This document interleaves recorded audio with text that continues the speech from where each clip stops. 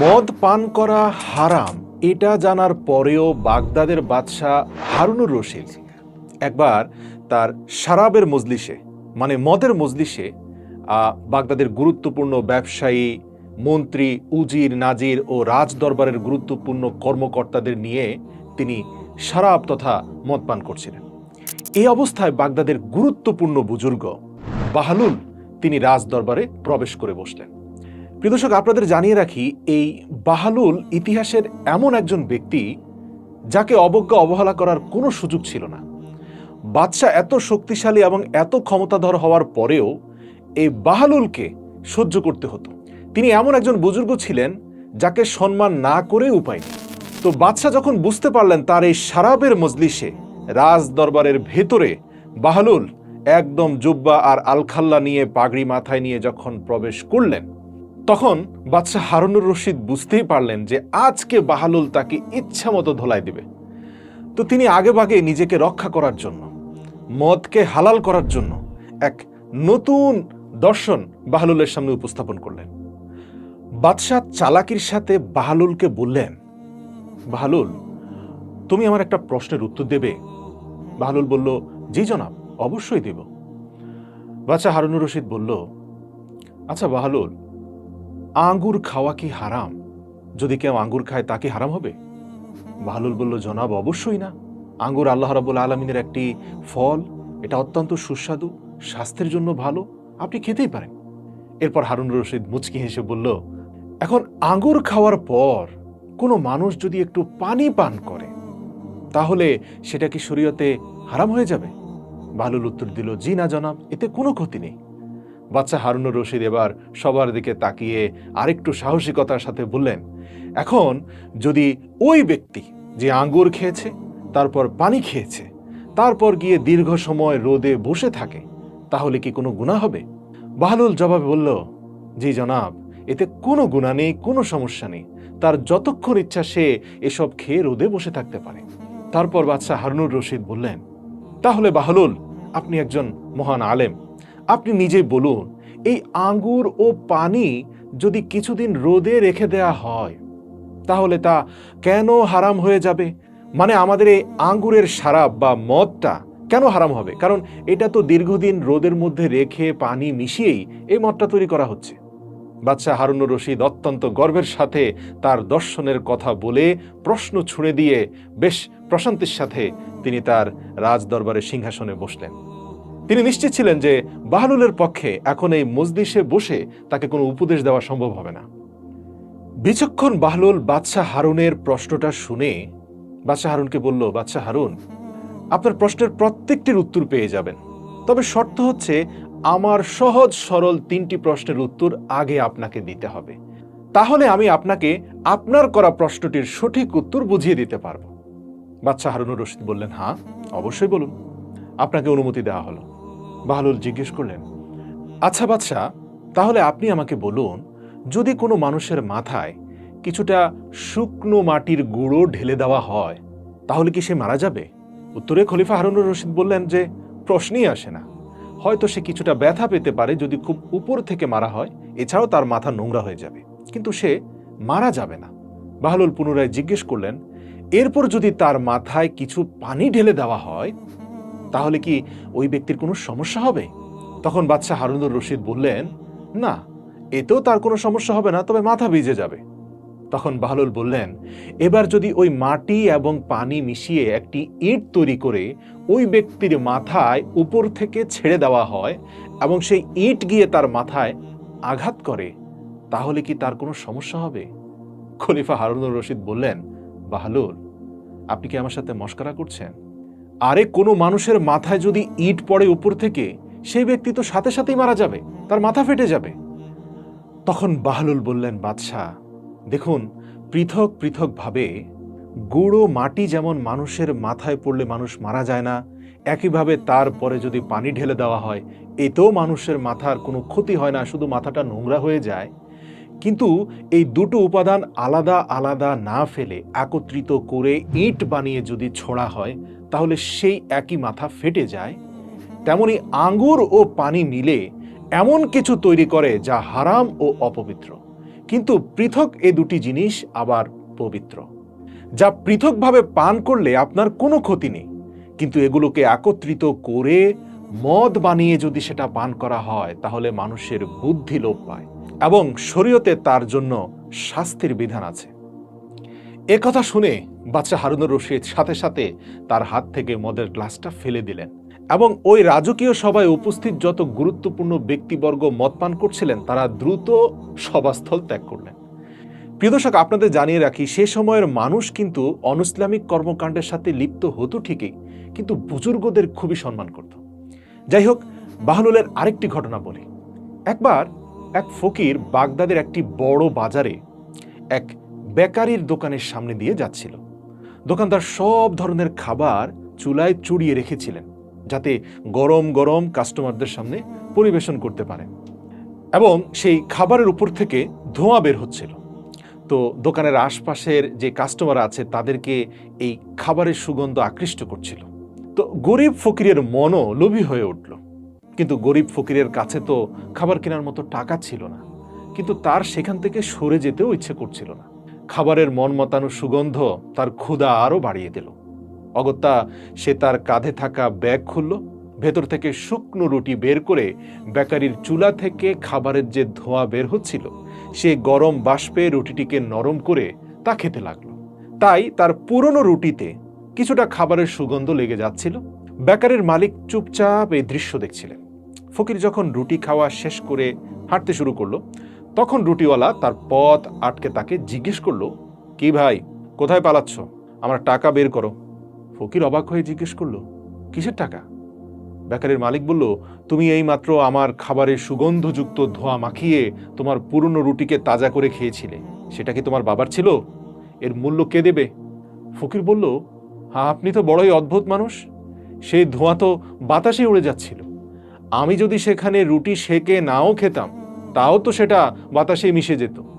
তো বাতাসে মিশে যাওয়া এই ধোঁয়া যদি রুটির সাথে মিশিয়ে আমি তা খেয়ে থাকি তাতে আপনার কি? আপনার তো কোনো লোকসান হয়নি, যার জন্য আমাকে মূল্য দিতে হবে। বেকারির মালিক বলল, ব্যাস, অনেক হয়েছে, উল্টা পাল্টা কথা বলা বন্ধ করো। আমি তোমাকে এমনি এমনি ছেড়ে দেব না, আমি আমার টাকা উসুল করে ছাড়ব। এই বলে বেকারির মালিক সেই ফকিরের কলার চেপে ধরল। বেচারা অসহায় ফকির চিন্তিত হয়ে পড়ল। এমন সময় বাহলুল সেদিক দিয়ে যাচ্ছিল। সে তাদেরকে এই অবস্থায় দেখে সেখানে দাঁড়িয়ে তাদের দুজনের কথা শুনতে লাগল। ফকির তখন বাহলুলকে তার প্রতি সহানুভূতিশীল মনে করে তাকে সমস্ত ঘটনা খুলে বলল। তখন বাহলুল রুটিওয়ালাকে বলল, আরে ভাই, তুমি আমাকে এটা বলো যে এই গরিব ফকিরটি তোমার কি খাবার খেয়েছে? রুটিওয়ালা উত্তর দিল, না, আমার খাবার তো খায়নি, কিন্তু আমার খাবারের সুগন্ধযুক্ত ধোঁয়া থেকে ফায়দা তো নিয়েছে। আমার এখান থেকে যে সুগন্ধ সে নিয়েছে সেটার দাম চেয়েছি। বাহলুল তাকে বলল, ঠিক বলেছ, তুমি একদম সঠিক কথা বলেছ। সেই সুগন্ধ সৃষ্টি যেহেতু তুমিই করেছ, কাজে সেই সুগন্ধের দাম তুমি পেতেই পারো। বাহলুল তার মাথা নেড়ে নিজের পকেট থেকে 1 মুঠ স্বর্ণ মুদ্রা বের করে সেই কয়েনগুলো উপর থেকে নিচের দিকে ফেলে দিল। এতে কি হলো, একটা কয়েনের উপরে আরেকটা কয়েন পড়ায় ঝনঝন ঝনঝন শব্দ শুরু হয়ে গেল। ব্যবসায়ী অত্যন্ত খুশি হয়ে গেল। সে নিশ্চিত যে এই সবগুলো স্বর্ণ মুদ্রা বাহলুল পাগল নিশ্চয়ই তাকে দিয়ে দিবে, কারণ এই পাগলের মাথা ঠিক নেই।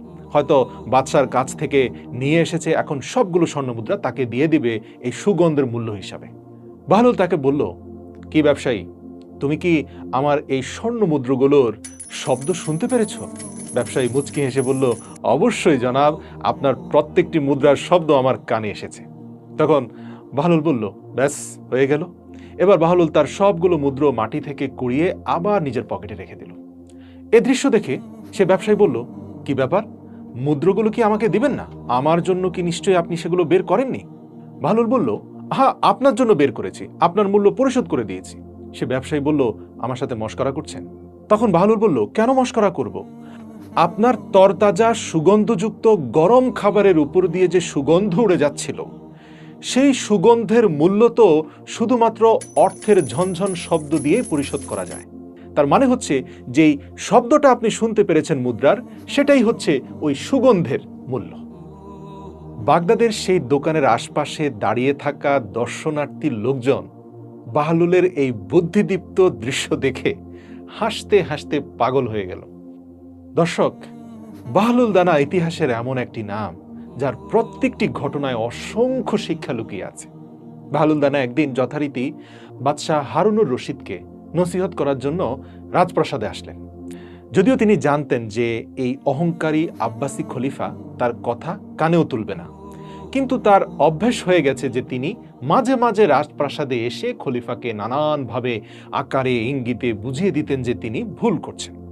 তো বাদশাহ হারুনুর রশিদও বাহলুলের কথা শুনতে শুনতে অভ্যস্ত হয়ে পড়েছিলেন। তাই বাহলুলের কথাকে বাদশাহ হারুনুর রশিদ গুরুত্বের সাথে খুব একটা নিতেন না। যদিও বাহলুল অনেক কঠোরভাবে কথা বলতেন এবং খলিফার সাথে মাঝে মাঝে কিন্তু ঔদ্ধত্যপূর্ণ আচরণ করতেন, কিন্তু তারপরেও বাদশাহ হারুনুর রশিদ ব্যাপারটাকে কোনোভাবে ম্যানেজ করে নিয়ে যেতেন। কিন্তু এবার বাহলুল ভরা মজলিসে সবার সামনে এমন একটা কাজ খলিফার সাথে করলেন যা খলিফাকে অত্যন্ত রাগান্বিত করে তোলে। ঘটনাটা এমন ছিল যে বাহলুল রাজদরবারে প্রবেশ করে দেখতে পেল বাদশাহ হারুনুর রশিদ এর চারপাশে প্রচুর লোক বসে আছে। বাহলুল সেদিকেই তাকালো, দেখতে পেল কোথাও বসার কোনো জায়গা নেই। সেই সাথে তিনি এটাও বুঝতে পারলেন যে তাকে দেখে কেউ খুশি হয়নি, তাই কোনো আসন ছেড়ে তাকে সম্মানও জানানো হচ্ছে না। তিনি সেখানে দাঁড়িয়ে কিছুক্ষণ লোকদের দিকে তাকিয়ে পরিস্থিতি বোঝার চেষ্টা করলেন। অতঃপর মজলিসের সবার মাঝখান দিয়ে রাস্তা করে সোজা বাদশাহ সিংহাসনের দিকে এগিয়ে গেলেন এবং গিয়ে খলিফা হারুনের পাশে সিংহাসনের মধ্যেই বসে পড়লেন। যেহেতু সিংহাসন অনেক বড়, সেখানে একজনের জায়গায় 2 থেকে 3 জন পর্যন্ত বসা যায়, কিন্তু বাদশা ছাড়া সেখানে কেউ বসেন না। কিন্তু বাহলুল দানা তিনি সরাসরি খলিফার পাশে সিংহাসনে গিয়ে বসলেন। দরবারে বসা হাসি খুশি লোকেরা এই দৃশ্য দেখে চিৎকার করে বলতে লাগলো, এ কেমন আচরণ! বাহলুল নিশ্চয়ই পাগল হয়ে গেছে, আজ পর্যন্ত কেউ খলিফার সাথে এমন বেয়াদবি করেনি। বাদশাহ হারুনুর রশিদ দরবারের লোকদের কথা শুনে ক্ষুব্ধ হয়ে বাহলুলের দিকে তাকাতে লাগলো, কিন্তু বাহলুল তো দমে যাওয়ার পাত্র নয়। সে ঠোঁটে মৃদু হাসি ছিল, যা দেখে বাদশাহ হারুনুর রশিদ রাগে বাকরুদ্ধ হয়ে গেলেন, মানে তার রাগ আরো বেড়ে গেল। তিনি বুঝতে পারছিলেন যে বাহলুল এই কাজের মাধ্যমে অন্যদের সামনে আমাকে অপমান করছে। সবাই অবাক হয়ে খলিফা ও বাহলুলের দিকে তাকিয়ে রইল। বাদশাহ হারুনুর রশিদ গভীর চিন্তায় পড়ে গেল, কিন্তু তিনি বাহলুলের হাত থেকে নিজেকে কিভাবে মুক্ত করবেন এবং কিভাবে তাকে শিক্ষা দিবেন সেটা বুঝে উঠতে পারছিলেন না। হঠাৎ তার মাথায় একটা কুবুদ্ধি এলো।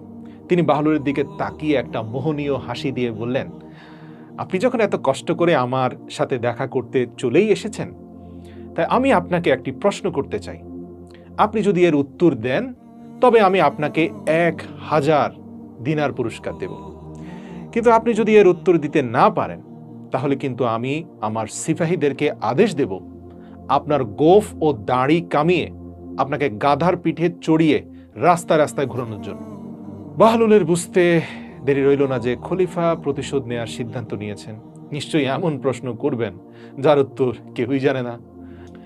তাই তিনি বাদশাহ হারুনুর রশিদকে অপদস্থ করার জন্য বললেন, বাদশাহ, তোমার দিনারের আমার দরকার নেই, তবে আমি এক শর্তে তোমার ধাঁধার উত্তর দিতে প্রস্তুত আছি।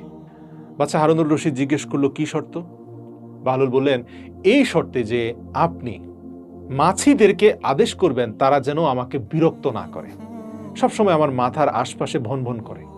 বাদশাহ হারুনুর রশিদ মাথা নিচু করে ভাবতে থাকেন আর মনে মনে বলতে থাকেন, এইভাবে সারাদিন রাস্তাঘাটে বসে থাকলে তো মাছি ভনভন করবেই। মনে মনে কথাগুলো বলে বাদশাহ মাথা সোজা করে দরবারের সকল মানুষের দিকে তাকাতে লাগলেন, কারণ আসলে বাহলুল যে প্রশ্ন করেছে এর সঠিক কোনো উত্তর বাদশার জানা ছিল না। এবং তিনি দেখলেন দরবারের সবাই নিশ্চুপ হয়ে বসে আছে। আগত্যা বাদশাহ হারুনুর রশিদ বলতে বাধ্য হন যে এটা তো অসম্ভব, কারণ মাছিরা আমার আদেশ মানে না। বাহলুল বাদশাহ হারুনুর রশিদের দিকে অবজ্ঞা দৃষ্টিতে তাকিয়ে বলল, তুমি কেমন রাজা যে এই সামান্য ক্ষুদ্র মাছিদের সামনে অসহায়? এই মাছিরা তোমার কথা শুনে না? এই কথা শুনে দরবারীরা সবাই জোরে জোরে হাসতে লাগলো। বাদশাহ হারুনুর রশিদ দরবারীদের এরকম তাচ্ছিল্যের হাসি দেখে অত্যন্ত রাগান্বিত চোখে তাদের দিকে দৃষ্টি নিক্ষেপ করলেন। তার ক্ষমতার ভয়ে সকলের ঠোঁটের হাসি মুহূর্তের মধ্যেই মুছে গেল এবং তাদের নিঃশ্বাস বন্ধ হয়ে গেল। বাহলুল বুঝতে পারল যে বাদশাহ হারুনুর রশিদকে অন্যদের সামনে খুব বেশি বিব্রত করে ফেলেছে। এরপর বাহলুল বাদশাহ হারুনুর রশিদকে সান্ত্বনা দিয়ে তার রাগ ঠান্ডা করার সিদ্ধান্ত নেন। তিনি বাদশাহ হারুনুর রশিদকে বললেন, ঠিক আছে, এখন আপনি আপনার প্রশ্ন করতে পারেন। আমি কোনো শর্ত ছাড়াই আপনার প্রশ্নের উত্তর দিতে প্রস্তুত আছি। বাদশাহ হারুনুর রশিদ বলল, যদি তুমি না বলতে পারো তাহলে আগে যে শাস্তির কথা বলেছি তোমাকে কিন্তু সেই শাস্তি দেয়া হবে বাহলুল, মনে রেখো। এখন বলো যে সেটি কোন গাছ যার বয়স 1 বছর এবং যার 12টি শাখা আছে, আর তার প্রতিটি শাখায় 30টি করে পাতা রয়েছে, এবং সেই পাতার এক পাশ আলোকিত আর অন্য পাশে অন্ধকার। বাহলুল গভীর ভাবনায় হারিয়ে গেল। তিনি শুনতে পেলেন লোকেরা বলা বলি করছে যে এ কেমন অদ্ভুত প্রশ্ন, বাহলুলের উত্তর দিতে পারবে না, তার তো শাস্তি হবে। বাদশাহ হারুনুর রশিদ বাহলুলের চিন্তিত চেহারা অনেকক্ষণ দেখে তারপর বললেন, বাহলুল, ধাঁধার উত্তর দিতে না পারলে দেরি না করে শাস্তির জন্য প্রস্তুত হয়ে যাও। তিনি কর্মকর্তাদের নির্দেশ দেন বাহলুলের গোঁফ ও দাড়ি কামিয়ে রাস্তায় ও বাজারে গাধার পিঠে চড়িয়ে ঘুরানোর জন্য। বাহলুল খলিফাকে বাধা দিয়ে বললেন, এই গাছটি মূলত 1 বছর, আর এর 12টি শাখার অর্থ হচ্ছে 12টি মাস, এবং প্রতিটি শাখার 30টি পাতা হলো মাসের 30টি দিন। পাতাগুলোর এক অংশ আলোকিত মানে হচ্ছে দিনের আলো, আর এক অংশ অন্ধকার মানে হচ্ছে রাতের অন্ধকার। বাহলুলের উত্তর শুনে শ্রোতাদের মধ্যে সাবাস সাবাস ধ্বনি প্রতিধ্বনিত হলো। সবাই খুশি হয়ে বাহলুলের প্রশংসা করতে লাগলো, সুবহানাল্লাহ। কিন্তু বাদশাহ হারুনুর রশিদ চুপ করে রইলেন। তার চোয়াল ঝুলে পড়ছিল এবং তার মুখে পরাজয়ের ছাপ স্পষ্ট দেখা যাচ্ছিল। দর্শক, বাহলুলকে আল্লাহ তাআলা বিশেষ প্রজ্ঞা দিয়েই পাঠিয়েছিলেন। তিনি আল্লাহ পাকের এমন একজন বুজুর্গ পীরে কামেল ছিলেন যার ভিতরে জ্ঞানের সমুদ্র ছিল। তেমনি আরেকটি ঘটনা আপনাদের বলছি। খলিফা হারুনুর রশিদের স্ত্রী জোবায়দা, যিনি অত্যন্ত ধর্মপরায়ণ একজন নারী ছিলেন, তো খলিফার স্ত্রী তিনি তার নিজের প্রাসাদে এমন 1000 খাদেমা রেখেছিলেন যারা কোরআনে হাফিজ ও কারি ছিলেন। তাদের সকলের দায়িত্ব বিভিন্ন শিফটে ভাগ করা ছিল, যার ফলে তার প্রাসাদ থেকে 24 ঘন্টা মেয়েদের কোরআনের তেলাওয়াতের আওয়াজ শোনা যেত। তার প্রাসাদটিকে কোরআনের বাগানের মতো মনে হতো। একদিন খলিফা হারুনুর রশিদ তার স্ত্রীকে নিয়ে নদীর পাড় দিয়ে হাঁটতে বের হলেন। তো খলিফা দেখতে পেলেন নদীর পাড়ে এক পাশে বাহলুল দানা চুপচাপ বসে আছেন। খলিফা তাকে বললেন, আসসালামু আলাইকুম বাহলুল। বাহলুল উত্তর দিলেন, ওয়ালাইকুম আসসালাম। খলিফা হারুনুর রশিদ বললেন, বাহলুল, আপনি এখানে কি করছেন? তিনি বললেন, বালির উপর বাড়ি তৈরি করছি, দেখতে পাচ্ছ না? খলিফা হারুনুর রশিদ জিজ্ঞেস করল, এটা কেন বানাচ্ছেন? এ দিয়ে কি কাজ হবে? এসব বাজে কাজ না করলেও তো পারেন। বাহলুল উত্তরে বললেন, যে লোক এটা কিনবে আমি তার জন্য দোয়া করব যেন আল্লাহ রাব্বুল ইজ্জাত তাকে এই ঘরের বদলে জান্নাতে একটি ঘর দান করেন। খলিফা হারুনুর রশিদ বললেন, বাহলুল, আপনার এই বাড়ির মূল্য কত? তিনি বললেন, মাত্র 1 দিনার। আর এটা বিক্রির যে টাকা আমি পাবো সে টাকা আমি কোনো অসহায়কে দান করে দেব। খলিফা হারুনুর রশিদ ভেবেছিলেন এটা হয়তো এক পাগলের নতুন কোনো পাগলামি, তাই তিনি তাকে পাত্তা না দিয়ে সামনে এগিয়ে গেলেন। পেছনেই খলিফা হারুনুর রশিদের স্ত্রী জোবায়দা খাতুন এলেন। তিনি বাহলুলকে জিজ্ঞেস করলেন একই প্রশ্ন। বাহলুল উত্তরে বললেন যে যে আমার এই বাড়ি কিনবে আমি তার জন্য জান্নাতের দোয়া করব। জোবায়দা খাতুন জিজ্ঞেস করলেন, বাহলুল, এই বাড়ির দাম কত? বাহলুল বলল, মাত্র 1 দিনার। জোবায়দা খাতুন একটি দিনার বের করে তাকে দিলেন এবং তার জন্য দোয়া করতে বললেন। এবং বাহলুল হাত তুলে আল্লাহর কাছে জোবায়দার জন্য দোয়া করে বললেন, হে আল্লাহ, আপনি আপনার এই বান্দিকে আপনার দ্বীনের জন্য কবুল করুন, কোরআনের খাদেম হিসেবে কবুল করুন এবং পরকালে একটা উৎকৃষ্ট ঘর দান করুন। সুবহানাল্লাহ। পরের দিন বাদশাহ স্বপ্নে জান্নাতের দৃশ্য দেখতে পান। জান্নাতে তিনি হুর সহ সমস্ত ফলমূল ইত্যাদি ছাড়াও অনেক উঁচু উঁচু সুন্দর মনোরম প্রাসাদ তিনি দেখতে পান। তিনি দেখতে পেলেন লাল ইয়াকুতের তৈরি অত্যন্ত সুন্দর এবং মনোরম একটি প্রাসাদে তার স্ত্রী জোবায়দার নাম লেখা। হারুনুর রশিদ ভাবলেন, এটা সত্যি আমার স্ত্রীর বাড়ি কিনা যাচাই করে দেখা দরকার। তিনি সেই প্রাসাদে প্রবেশের জন্য দরজার কাছে পৌঁছাতেই একজন দারোয়ান তাকে থামালেন। হারুনুর রশিদ বললেন, কি ব্যাপার, আমাকে থামাচ্ছ কেন? এতে আমার স্ত্রীর নাম লেখা আছে, তাই আমাকে ভেতরে যেতে দাও। দারোয়ান বলল, না, এখানকার রীতি আলাদা। এখানে স্ত্রীর হলে স্বামী প্রবেশ করতে পারবে, স্বামীর হলে স্ত্রী মালিক হয়ে যাবে, এমন কোনো রীতি নেই। যাদের কাছে আমল রয়েছে তারাই শুধুমাত্র এই ঘরে প্রবেশ করতে পারবে, তাদের স্ত্রী সন্তানরা নয়। এই ঘরে শুধু যাদের নাম উল্লেখ আছে শুধুমাত্র তাদেরই প্রবেশের অনুমতি দেওয়া হয়, অন্য কাউকে অনুমতি দেওয়া হয় না, তাই আপনাকে প্রবেশ করতে দেওয়া হবে না। এ কথা বলে দারোয়ান হারুনুর রশিদকে ঘাড় ধাক্কা দিয়ে সেখান থেকে সরিয়ে দেয় এবং জান্নাতের ফেরেশতার ঘাড় ধাক্কা খেয়ে হারুনুর রশিদের ঘুম ভেঙে যায়। ঘুম থেকে ওঠার পর হারুনুর রশিদ ভাবতে লাগলো, আমার মনে হচ্ছে আল্লাহ তাআলা জুবাইদার জন্য বাহলুলের দোয়া কবুল করেছেন। তখন তার নিজের জন্য খুব আফসোস হতে লাগলো।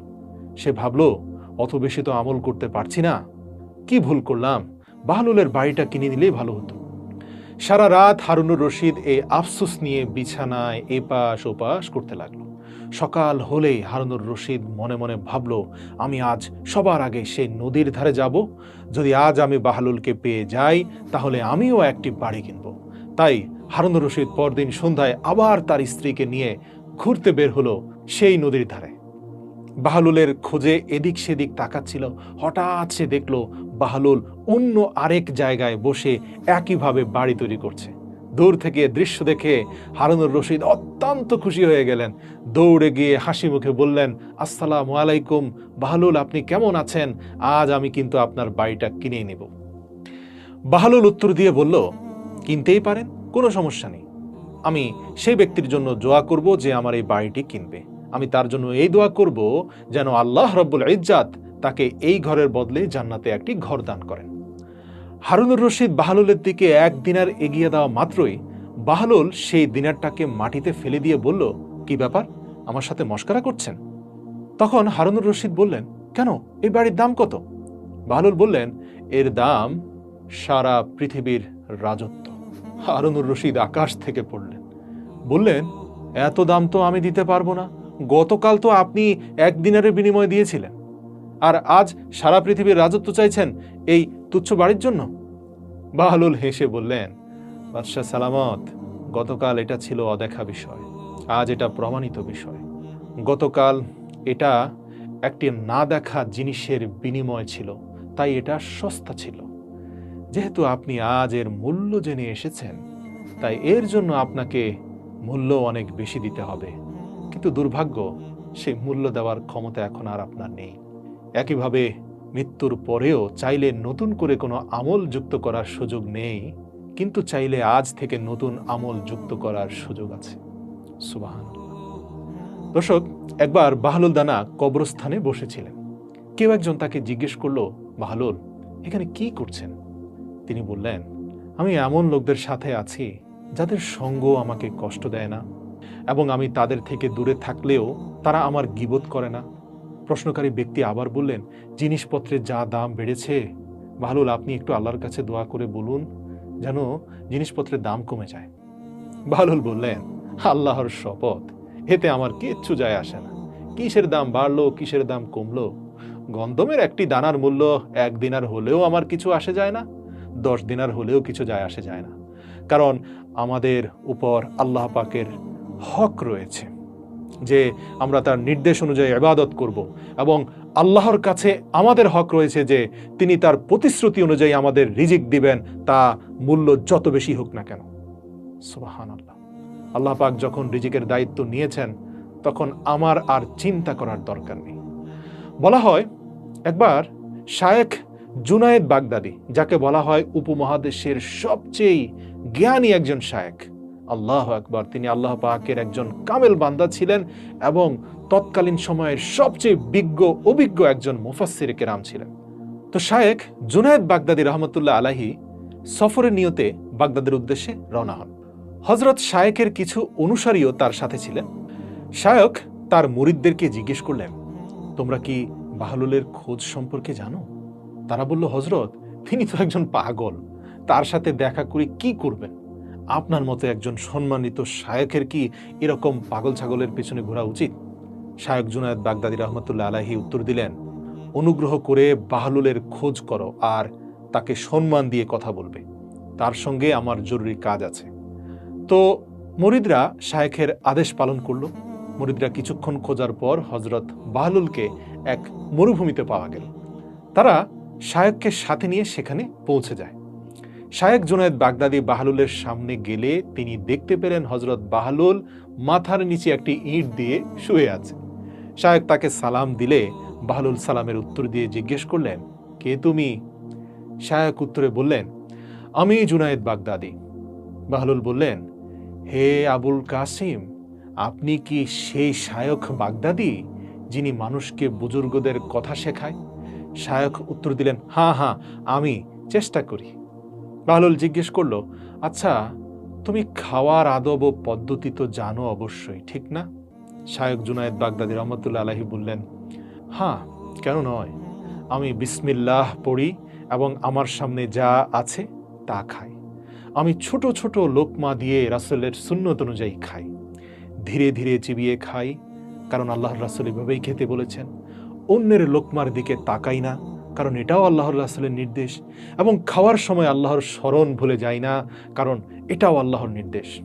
তারপর তিনি আবার বললেন, আমি প্রতিটি লোকমা খাওয়ার পর আলহামদুলিল্লাহ বলি, কারণ এটাও আমাদের রাসূলের সুন্নাহ। আমি খাওয়া শুরু করার আগে আমার হাত ধুয়ে নেই এবং খাওয়ার শেষে হাত ধুয়ে পরিষ্কার করি এবং আলহামদুলিল্লাহ পড়ি। এ কথা শুনে বাহলুল উঠে দাঁড়ালো এবং নিজের চাদর ঝাড়া দিয়ে শায়খকে বললেন, তুমি মানুষের পীর এবং মুর্শিদ হতে চাও, অথচ তুমি এখন পর্যন্ত খাওয়া দাওয়ার আদবই জানো না। এই কথা বলে বাহলুল সেখান থেকে চলে গেল। শায়খের অনুসারীরা বললেন, হযরত, এই ব্যক্তি একটা উদ্ভ্রান্ত পাগল, দেখুন আপনার প্রজ্ঞাকে সে কতটা অসম্মান করলো। শায়খ বললেন, হ্যাঁ, সে পাগল, কিন্তু তার কাজের ক্ষেত্রে সে অনেক জ্ঞানী, আমার থেকেও অনেক জ্ঞানী, এবং বুদ্ধিমানদেরকেও নাস্তানাবুদ করে দেয় তার জ্ঞান গর্ভ প্রতিটি কথা। এর কাছ থেকে সত্য জানা উচিত, সে মিথ্যা বলছে না। শায়খ বাহলুলকে অনুসরণ করতে লাগলেন মরুভূমির ভেতরে। বাহলুল চলতে চলতে একটা নির্জন স্থানে পৌঁছে যায়। এক জায়গায় বাহলুল গিয়ে আবার বসলো। বাহলুলকে গাছের নিচে পুনরায় আবার বসতে দেখে শায়খ বাগদাদি তাড়াতাড়ি তার কাছে পৌঁছে গেলেন। বাহলুলের একটা ব্যাপার ছিল কি, তিনি মুহূর্তে সবকিছু ভুলে যেতেন। তো তিনি শায়খকে কিছুক্ষণ আগে দেখেছিলেন ঠিকই, কিন্তু দ্বিতীয়বার আবার দেখে একই প্রশ্ন করলেন, আপনি কে? শায়খ উত্তর দিয়ে বললেন, আমি জুনায়েদ বাগদাদি, যে খাবারের আদব জানে না। বাহলুল বললেন, আচ্ছা ঠিক আছে, কিছুক্ষণ আগে তো আপনার সাথে কথা হয়েছিল। আপনি হয়তো খাবার আদব জানেন না, কিন্তু কথোপকথনের আদব অবশ্যই জানেন। শায়খ উত্তর দিলেন যে, হ্যাঁ, তা জানি। আমি সুন্নাহ অনুযায়ী কথাবার্তা বলি, ভুল স্থানে বা অপ্রয়োজনীয় কথা বলি না। শ্রোতাদের বোঝার ক্ষমতা আন্দাজ করে আমি আল্লাহর বান্দাদেরকে আল্লাহ ও রাসূলের নির্দেশের কথা বলি। আমি খেয়াল রাখি আমি যেন অতিরিক্ত কথা না বলি, যাতে মানুষ আমার প্রতি বিরক্ত বোধ না করে। আমি জাহেরি ও বাতিনি উভয় জ্ঞানের দিকে নজর রাখি। এছাড়াও শায়খ কথোপকথনের আদব কায়দা সম্পর্কিত আরও অনেক হাদিস কোরআনের কথা শোনালেন। বাহলুল বললেন, খাওয়ার আদব না হয় বাদ দিলাম, আপনি তো দেখছি কথা বলার আদবও জানেন না। তারপর বাহলুল শায়খের কাছ থেকে মুখ ফিরিয়ে আবার মরুভূমিতে চলতে লাগলেন। মুরিদরা আর চুপ থাকতে না পেরে বলল, হে হযরত, এই পাগল ব্যক্তির পেছনে আপনার এভাবে ছুটে চলাটা আমাদের ভালো লাগছে না। আপনি একজন পাগলের কাছে কি জ্ঞান আশা করেন? হযরত জুনায়েদ বাগদাদি বললেন, তার কাছে আমার এখনো আরো কাজ বাকি আছে, তোমরা বুঝবে না। এরপর শায়খ আবার বাহলুলের পেছনে রওনা দিলেন। বাহলুল থেমে গিয়ে পেছন ফিরে শায়খকে দেখে বলল, আপনি খাওয়া দাওয়া আর কথা বলার আদব জানেন না, ঘুমানোর আদব নিশ্চয়ই জানেন। শায়খ বললেন, হ্যাঁ জানি। আমি যখন এশার নামাজ ও দোয়া দরুদ পাঠ শেষ করি, তখন আমি শোয়ার ঘরে চলে যাই। এই কথা বলে শায়খ ঘুমানোর ওই সকল আদব সম্পর্কে বললেন যা আল্লাহর রাসূলের হাদিস থেকে তিনি জানেন। বাহলুল বললেন, বোঝাই যাচ্ছে আপনি ঘুমানোর আদবও জানেন না। এই বলে বাহলুল চলে যেতে চাইল, কিন্তু এইবার হযরত জুনায়েদ বাগদাদি তার চাদর শক্ত করে টেনে ধরে বললেন, হযরত, আমি কিছুই জানি না। এ কথা যখন বলছিলেন তখন তার চোখ দিয়ে পানি ঝরছিল এবং বাহলুলের সামনে নত হয়ে বললেন, আল্লাহর ওয়াস্তে আপনি আমাকে শিক্ষা দিন। এবার বাহলুল সুন্দর করে স্থির হয়ে বসল এবং বলল, আপনি যা কিছু বললেন এই সবই পরের বিষয়, এগুলোও জ্ঞান, এগুলোর প্রয়োজন আছে, কিন্তু আসল জিনিস থেকে না আপনি অনেক দূরে রয়েছেন। আমার কাছ থেকে আসল কথা শুনুন। খাওয়ার আসল আদব হলো সবার আগে হালাল খাবার হতে হবে। যদি রিজিকে হারাম কিছু থাকে, তাহলে আপনার বর্ণিত সকল সুন্নার আদব অনুসরণ করে সেই খাবার খেয়েও কোনো লাভ নেই, কারণ গোড়াতেই তো গলদ। এবং আপনার হৃদয় আলোকিত হওয়ার পরিবর্তে অন্ধকার হয়ে যাবে যদি আপনি সেই হারাম খাবার সুন্নত তরিকায় আদব সহকারে খেয়েও থাকেন। শেখ জুনায়েদ কৃতজ্ঞতা সহকারে বললেন, জাযাকাল্লাহ খয়রান, নিঃসন্দেহে আপনি আল্লাহর তরফ থেকে আমাদের জন্য একজন মহান শিক্ষক। অতঃপর বাহলুল বললেন, কারো সাথে কথোপকথনের সময়ও সর্বপ্রথম হৃদয়ের পবিত্রতা ও পরিষ্কার নিয়ত থাকা জরুরি, এবং এটাও মাথায় রাখতে হবে যে যা কিছু বলা হবে তা যেন কেবলমাত্র আল্লাহর সন্তুষ্টির জন্য হয়। এটা যদি দুনিয়াবি কোনো অনর্থক বিষয় হয়, তাহলে আপনি যতই সুন্দর করে আদবের সাথে কথা বলুন না কেন, এটি আপনার জন্য বিপর্যয়ের কারণ হবে। তাই এই ধরনের কথার চেয়ে নীরবতাই উত্তম। একইভাবে আপনি আমাকে ঘুমের বিষয়ে যা বলেছেন সেগুলো আল্লাহ রাসূলের সুন্নাহ, সঠিক, কিন্তু আসল উদ্দেশ্য নয়। আসল কথা হলো, আপনি যখন ঘুমাতে যাবেন তখন হৃদয়কে পরিষ্কার করুন। সারাদিনে যত হিংসা বিদ্বেষ এই হৃদয়ে বাসা বেঁধেছে, সেই হিংসা বিদ্বেষ এবং পরশ্রী কাতরতা থেকে মুক্ত হতে হবে। সবাইকে ক্ষমা করতে হবে, অন্তর থেকে হিংসা মুছে দিতে হবে। আপনার হৃদয়ে দুনিয়া এবং দুনিয়ার সম্পদের প্রতি ভালোবাসা থাকলে ঘুমানোর আগে তা ধুয়ে মুছে সাফ করে দিতে হবে, কারণ ঘুম হচ্ছে মৃত্যুর সমতুল্য। কে জানে সকালে আপনি আবার উঠতে পারবেন কি পারবেন না। আর হ্যাঁ, ঘুমিয়ে না পড়া পর্যন্ত আল্লাহর জিকিরে মগ্ন থাকতে হবে। হযরত বাহলুল দানার কথা শেষ হওয়ার সাথে সাথে হযরত জুনায়েদ বাগদাদী তার হাত চুম্বন করতে লাগলেন। উপস্থিত মুরিদরাও বাহলুলের হাত চুম্বন করতে লাগলেন। পরিস্থিতি এমন হলো যে বাহলুলের হাতে থাকা ময়লা আবর্জনা সব সাফ হয়ে গেল। বাহলুল বলতে লাগলেন, আমাকে এভাবে সম্মান না দেখিয়ে বরং আমার জ্ঞানকে হৃদয়ে ধারণ করুন এবং মৃত্যুর আগের দিন পর্যন্ত তা শক্ত করে ধরে রাখুন। অতঃপর বাহলুল দানা সবার জন্য হাত তুলে দোয়া করলেন। হযরত জুনায়েদ বাগদাদীর অনুসারীরা সবাই হাত তুলে কাঁদতে লাগলো আল্লাহ দরবারে। তারা তাদের ভুল বুঝতে পারল এবং এটাও বুঝতে পারল যে প্রত্যেক ব্যক্তির উচিত সে যা না জানে তা শিখতে লজ্জা না করা। প্রিয় দর্শক, মানব জীবনের সফলতার পেছনে আদব আখলাক যে সবচেয়ে গুরুত্বপূর্ণ সম্পদ, সবচেয়ে গুরুত্বপূর্ণ ইনভেস্টমেন্ট, এটা বোঝার জন্য বাহলুল দানার একটি ঘটনায় যথেষ্ট। একবার মরুভূমিতে এক ব্যবসায়ীকে বসে থাকতে দেখে বাহলুল দানা বলছিলেন, কি ব্যাপার? তখন সে বেশ আদব এবং আখলাকের সাথে বাহলুল দানাকে বলছিলেন, মোহতারাম, আমাকে এমন কিছু জ্ঞান দিন যাতে ব্যবসায় সফলতা পেতে পারি। আমার ব্যবসায় কোনোভাবে সফলতা আসছে না। আপনি অনেক একজন বুজুর্গ মানুষ, নিঃসন্দেহে আপনার কাছে ভালো কোনো জ্ঞান পাব। আপনি শুধু বলুন কোন ব্যবসাটা লাভজনক হবে। বাহলুল তাকে বলল, কাপড় কিনো। সেই ব্যবসায়ী বলল, মোহতারাম, যদি বলে দিতেন কোন রঙের কাপড় কিনব। বাহলুল দানা বললেন, কালো রঙের কাপড় কেনো। সেই ব্যবসায়ী তাকে ধন্যবাদ দিয়ে ফিরে গেল। তিনি গিয়ে এলাকার সব কালো কাপড় কিনে আনলেন। কিছুদিন পর সেই শহরের একজন গুরুত্বপূর্ণ ব্যক্তি মারা যান। শোকের চিহ্ন হিসাবে কালো কাপড়ের সন্ধানে গোটা শহরের মানুষ বেরিয়ে পড়ে।